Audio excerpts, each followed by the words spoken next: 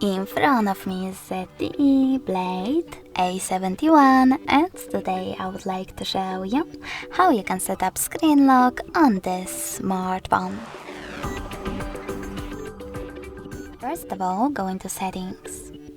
Then scroll down and click on Password and Security. Now choose Screen Lock over here and tap on the best login method for you: pattern, PIN or complex password. Then you need to create it and choose Next at the bottom right corner.